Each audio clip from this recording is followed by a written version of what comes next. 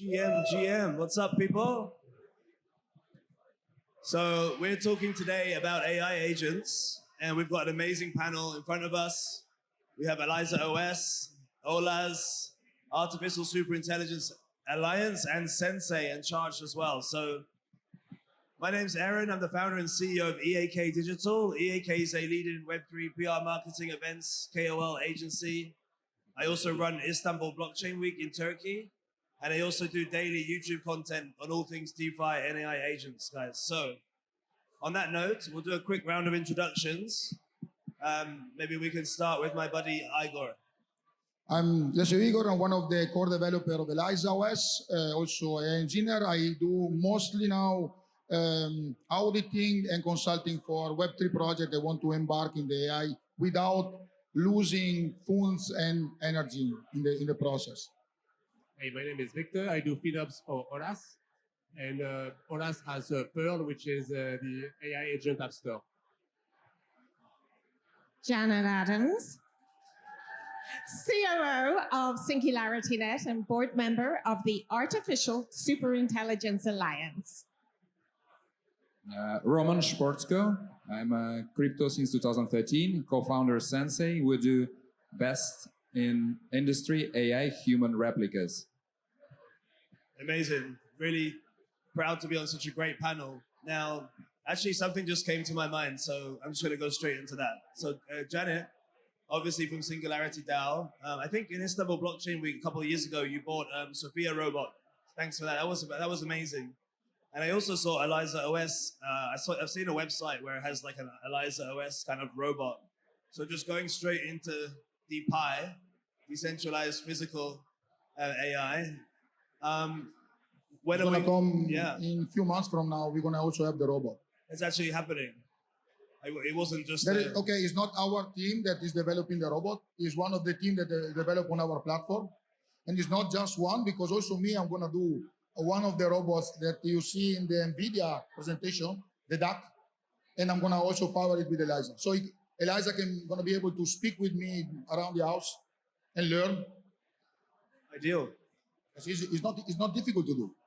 So are you planning to upgrade Sophia? I think she's got a sister now as well, but like with this new tech of the AI agent open source frameworks. It's non-stop, the upgrades of our robot families. She has two sisters. She has Grace and she has Desdemona robot. But we're also building a new army of 3-foot high, easily deployable, easily affordable robots, which are going to use all these brilliant agents that all of the incredible decentralized technology community are developing. And so it's a continuous upgrade process.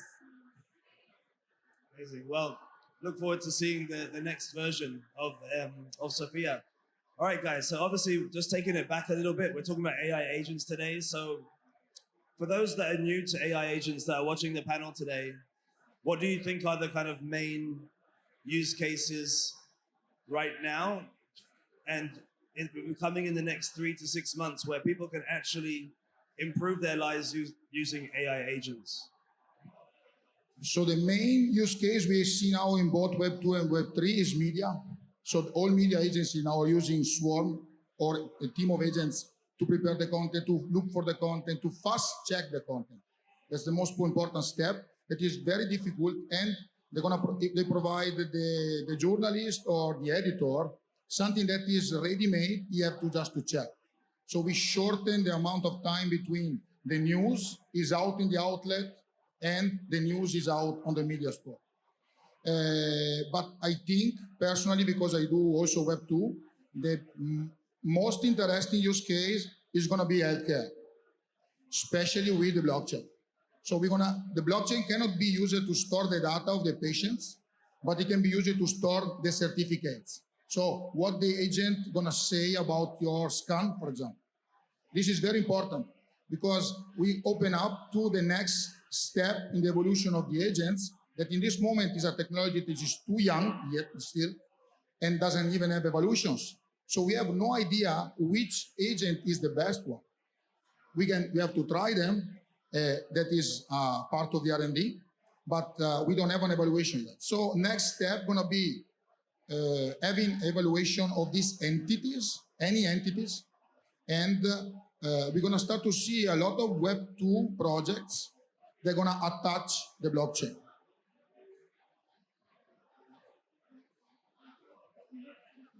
Yeah, I would complement right now, today, I would complement basically my life by just running agents that are going to take bets on topics that I know nothing about.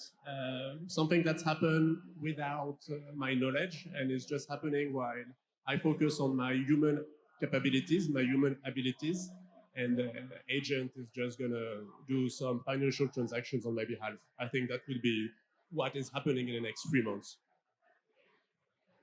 Well, I'll go fast. Social DeFi gaming, virtual assistants, customer support. But I'd like to ask the audience, what agents are they using? Who's using AI agents in this audience? What are you using them for? I think buying tokens, so trading agents, trade execution. There we go. Who else? What are you using yours for? What did he say? I couldn't hear. Cooking. For your cooking. That's fantastic. This is what I love about decentralization. So to your question, what are we going to see in the next 3 to 6 months? Clearly, better architectures and tools for decentralized developers to develop their own agents. And we'll see what comes out of their imagination, because that's the beauty of decentralization. People emerge, evolve, and create at greater scale than any kind of 5 experts can possibly predict. Life is surprising, but we'll definitely see more agent-to-agent interaction and more development of more connected technologies, and start to see the emergence of actual neural, symbolic, actual creative, intelligent agents, like the Iris agent from SingularityNet, which is a reinforcement learning algorithm, evolutionary algorithm wrapped in an agent, and it can predict states outside of its training data set. Could I pause and see, does anyone understand how important that is? Predicting states outside of its training data set. That means actually creative, actually evolving. That's what we're going to see. Wonderful. From our side, based on the demand and the amount of investments coming into the space, the primary areas where we can see the most of the developments or results in the next 6 to 12 months would be mundane repetitive tasks that need automation and otherwise have a lot of costs. So number 1 is customer support. Number 2 is organizational efficiency, meaning improving processes within organizations. Number 3 is sales and marketing. And number 4 is software development and processes optimization, which it also involves Web3, Web2 integrations, and decentralized agents. Now, this all sounds very positive, but putting my pessimistic hat on, I'm British. Okay. Oh, sorry. Now, surely AI agents are going to be used by bad actors as well. And this is coming, right? Nation states, maybe dictatorships, hackers. How do we prevent them from ruining our AI agent narrative messaging space? Like, what protections can we put in place to prevent that? So first of all, we go back to the same thing I was telling before. In this moment, we don't have any metrics. They're going to tell us if the agent is capable or not, or if it's a malicious agent or if it's a good agent. So we're going to have to first implant this new standard that we have in the LLM, but it's not applicable because the agent have actions. You do things. You not just talk to you. It's not just a chatbot. And as soon as we're going to have this in place, you're going to have a metric and a baseline. So you're going to know, you're going to be able to then verify if the agent at least reached the baseline. So all the projects that now are doing verifiable things in the Web 2 are not seeing very good because we know there is no metric. So it's good to have a log of everything that happened, but it's going to be a mere log because you cannot control it. There's no way for you to act before. Instead, if I have a metric and the agent is about to drift, means is going from the state of good agent to the state of hallucination or useless agent or even dangerous entity, because agent can pilot my drones. So if my drone hit you, it's going to be a problem, okay? So when we're going to have this baseline, then we're going to start to do verifiable agents and even stop them. So if I proactively record that the agent is bad, but in the same moment I block the process, I save the user. We don't have this. In the next year, because it's going to take a lot of time to do something like that, I'm putting together a team to do the evaluation. It's something that we don't have. We need to use because it's going to be also a very good tool for marketing. So Manus can want to be able to say, my agent is better than Claude, for example. In this moment, it's all about giving the key to the KOL, and the KOL is going to do the presentation, and you're going to have to trust a person. But I have no numbers. We're going to need to go there. All right. So basically, I'm going to be pretty short for my answer. We have at Olas, like our architecture is built based on those three concepts. Own your seed phrase, own your tokens, own your parameters, own your brain, and own your code, own your destiny. And that's why basically our software, you download it to your device. And basically by owning the code, you kind of prevent, you are in control. And basically this is what we want at Olas, is to give back control to the users and not be governed by a third party. Ultimately, I think it's very important not to be replaced. On my day-to-day, I do mostly accounting, and accounting is just connecting databases, and that's pretty easy. So, like, very soon, an LLM could do this. So, basically, I think it's important to have ownership over your agents. Listen, you all know about cybersecurity and stay in front. One of my favorites is the AI Granny. Does anyone know the AI Granny?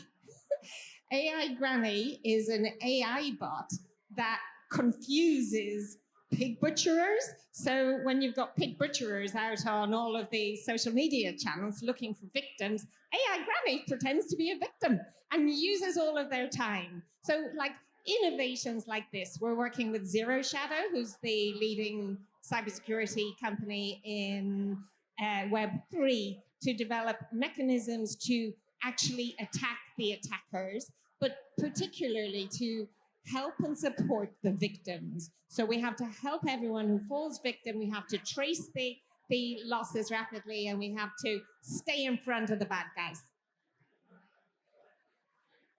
There are definitely a lot of malicious agents and a lot of technology that already exists that can negatively affect the users. You can look at major applications that we use every day. The AI is pretty much controlling our lives, and control what we see, control our attention span, controls how even humans meet and make romantic relationships, etc. And the creators of this app don't even know how they actually work. So for the future, it's very important for us as humans to make sure that AI agents and AI in general acts in our best interest. And the only way to do that, we won't be able to evaluate how good or how good the AI affects us. The only way to ensure that the future of AI and AI agents is beneficial for humanity is to create agents that would represent our interests. So agents that would protect and represent our best interests by being able to distinguish what AI agents bring us value and what agents or services bring negative value. And then we, as part of Sensei, we're creating personalized AI agents that solve the situation, that represent your personality and help to solve this problem. So I think most, if not all, Web3 projects are using centralized versions of LLMs from the likes of OpenAI, Gemini, Claude, DeepSeek. How important is it for the future of, let's just say, humanity and technology? Is it that decentralized, versions of those are used or not? So in this moment, the best let's talk about performance and not security. The best performance you're going to have because you have a centralized situation. We have centralized situation because only certain data centers have that power to produce this amount of token that we need to work with. The future, it will be have a total decentralized situation that in this moment is not possible.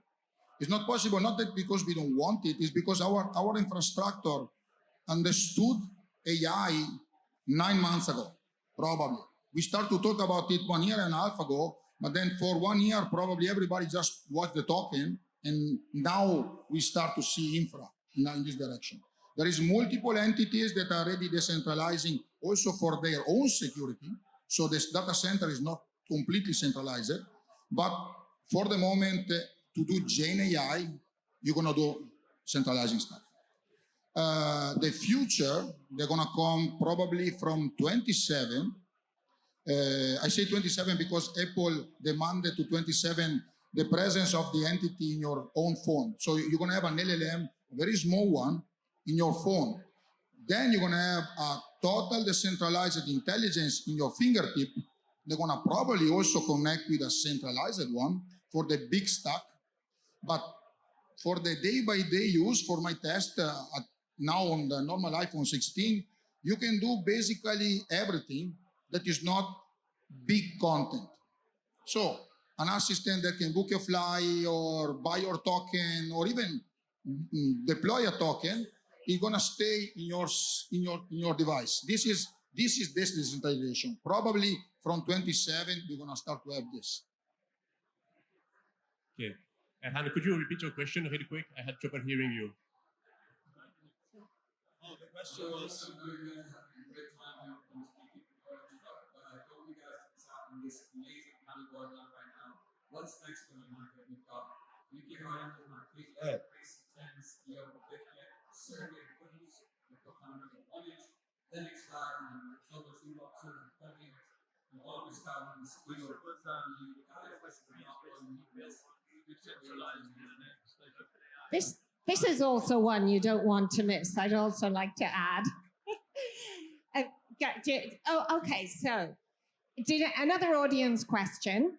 Did anybody watch the Bob Dylan movie on the plane on the way here? You did. So as far as decentralization versus centralization of AI agents, LLMs, and technologies goes, Bob said it best. The line it is drawn, the curse it is cast. Decentralized AI is at a pivotal point where technology is going to become unsustainable in centralized corporate environments. Why? Because the inefficiencies created at a super system architecture level of having individual AI architectures are not sustainable for the planet, number one, but number two, they won't be able to keep up with the decentralized technologies because the decentralized technologies are infinitely expanding, infinitely changing, and they're able to logically cache functional new functions faster than any centralized system can ever keep up. We have at ASI Alliance, we have ASI 1 Mini. Please check it out if you haven't. Web3's first decentralized LLM, and we are working towards a decentralized future where the technologies of the future belong to the people, not to corporate shareholders. Okay. I'm going to go really quick. I like a lot what you said, Janet. I think I fully agree with you. Yet, as of right now, most of the funding is going to the let's say traditional AI industry. Web3 AI is only getting 1% of investment. So we, as much as I fully agree with what you're saying, there is a challenge for us to do better in the short term than the centralized solutions. But the slow ones now will later be fast. It's a very interesting topic because in Sensei we deal a lot of private and corporate data that our clients are hesitant to share because they know that the data infrastructure is centralized. So I agree with Igor in that we already see the transition where in the future we'll have specialized smaller models on local devices, which would solve privacy and security for the data, which is the most important thing for the user. And then we have the Web3 infrastructure that would allow to access the data in a permissionless, persistent manner. So obviously we've got an excellent panel here of builders and investors. What is it that excites you the most? If you could pick one thing about this AI agent boom. Taking down big tech and crypto ruling. Okay, well, I want to be honest with you guys. I do agents every day, so they help me not only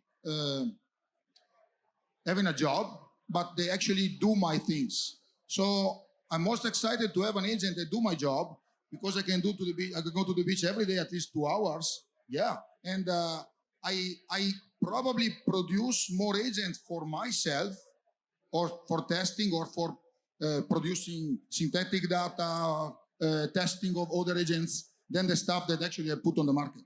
So the most exciting things is the modularity. We are almost there. There's no standard yet. Something was proposed from Google, but it was not really accepted too much, that is agent to agent. We need a standard of communication between entities to create modularity. You don't need everything. So if I'm a mathematician, or if I am a researcher, or if I am an editor, I'm going to use only a single part of that intelligence. I don't need the rest. So the next step in the evolution of the entity is going to be the modularity. When you're going to have the small one, it's going to be very small. You cannot do incredible tasks, only simple tasks. So the modular part is going to be outside. That can be totally decentralized, because maybe the module I miss is in one of their phone, for example, or on one of their computer. That is going to come next. We are working already on the modularity. In Eliza, from next week, you're going to be able also to connect from outside of the system and control Eliza from any language, Python, Go, C++, from outside. So ElizaOS, all the stack, we're talking about 134 plugins to connect to various network or service. You're gonna be able to ping it like it was a tool. This is one of the steps we're gonna go. At the point, all the entity gonna communicate and interchange functions, not data, because data is private, is mine, okay? And we're gonna have the evolution. I say 27 because I'm sure we're gonna have an entity in the phone on 27. So iPhone 18 gonna have this entity. All right, I'm going to be super specific and personal about what I'm excited about AI agents. I spend most of the day doing accounting, and augmented FinOps is going to replace accountant sooner or later. And rather than being replaced by a centralized solution, I would like to co-own an AI agent that is doing my job. So I still get a little benefit from a software doing accounting. It's very straightforward utility.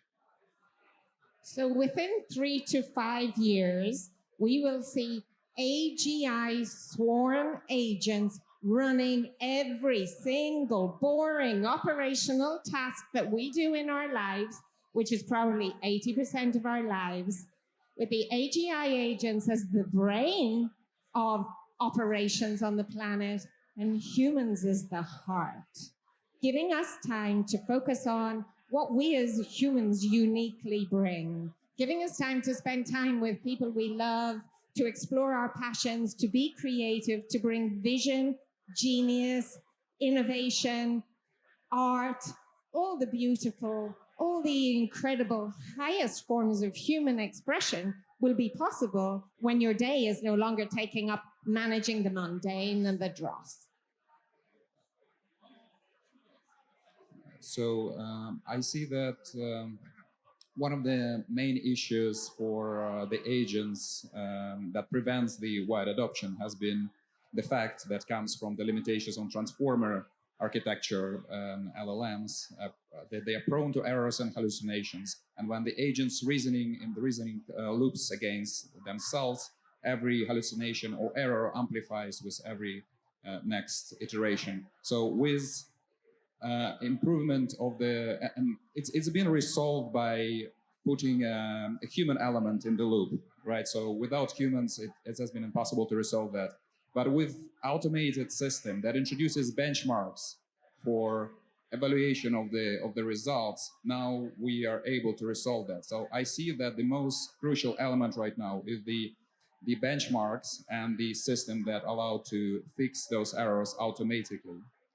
And talking about the future, I think we will see the transitioning to Web 4 paradigm, where we abstract the software on the back end. So every request that we do or we send to the agent will be abstracted, and the agents will be able to create software that will solve our problems. So we completely abstract these software layers within the next 3 to 5 years, which would be an exciting time.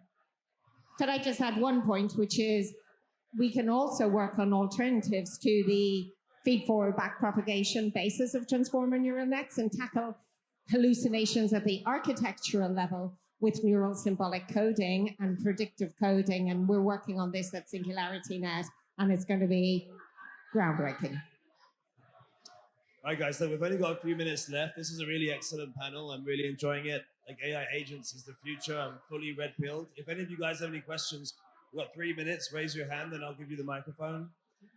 If not, I'm going to keep going. So I wanted to say, for those guys that are new to AI agents or want to start utilizing AI agents in their business to start actually seeing the streamlined effect it can have on their growth, what would be like a quick, takeaway for them to just dive in that doesn't include too much technical, competency?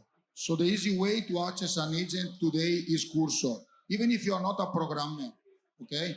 You can use Cursor even to write, to do anything. And is the first easy access where you can connect easy a tool. Example, Weathercast or whatever you need to get outside. This is the easy way for free to access an agent today. So you can download it and test it. The easy way to integrate it in your Web3 is going to be for sure Eliza, because it's going to take you literally 5 minutes to drop an agent on your system. But for a person that come from the street, that don't have no idea what is programming or developing, but you want to test the technology, probably Cursor or Windsurf, of course, is the best alternative. And is covered a lot in YouTube, so you're gonna find tutorials. They're gonna help you even start up this, even if you have zero experience. All right, so I would say the best way today, the thing to do, 2025 is a little bit like 2017 that we had trying the first use case on the blockchain. Like, it's really the time to get acquainted with this technology, with the use cases and what it can do for you as it's being built. Like, being an early user is going to be super beneficial there. So we have a solution that is on Perl, where we have agents. So that's a good place to try this technology for sure. And there's never been a better time to get into technology, because all work is going to become technology in the next, certainly by 2030.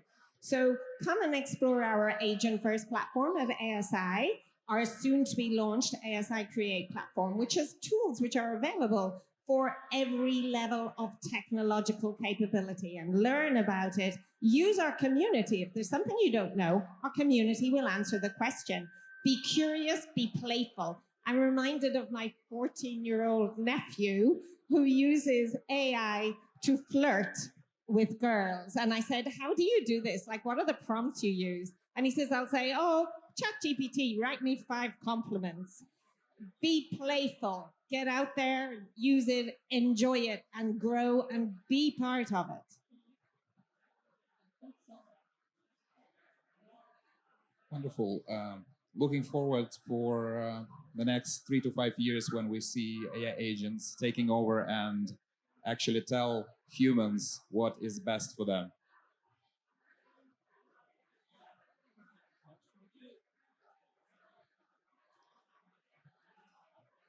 I mean, they're probably going to be right because they're more smarter than we are anyway. So I don't even necessarily think that's a bad thing. I mean, I already do that myself anyway. Like whenever I have a problem, ChatGPT tells me what to do. Like, so it's not 3 to 5 years. It's the next 3 to 5 minutes when I finish this panel. Yeah, It was yesterday. exactly. I mean, I plug in all my Google Sheets, everything, and you know, even if I've had a conversation with someone, wasn't sure what they said. I check with ChatGPT, like you know, what to give me the confirmation of what I thought was right. So I'm already using it. Already tells me everything anyway. So yeah, and once we will be able to plug in your biometric data, your healthcare data, all the private data that you're not willing to share or upload to cloud otherwise. Once we are able to capture all of that, AI will know more about us than we can comprehend ourselves. So that's the personal data, the user data is the key here, how to capture it and like how to organize it in a way that will be easily accessible by AI systems. well, look, I mean, I'm a really big fan of privacy projects that have privacy at its first. So there's like Venice AI, there's Eternal AI that are building with like privacy at its forefront. I think there's Nilian as well, right, which allows AI agents to check health records or sensitive data without actually allowing that data to leak out, to others. I'm not the best at explaining it, to be honest with you, but yeah, like at the end of the day, if the government knows all that stuff about me anyway, is that any better than an AI knowing everything about me? Probably the AI has got will be more useful to me than the British government, that's for sure. So I don't mind the AI knowing everything about me, to be honest. I mean, I think it's going to make our lives so much better. Like Totally. It's a greater good. Like, and to be honest, I'll probably live longer. I'll be more healthy. I'll be more happy. Do less boring Yeah, stuff. already I am. Yeah. It's going to be amazing. The future's so bright. Well, look, time's up, guys. So thank you for joining me on this wonderful panel. Thank you to my amazing guests.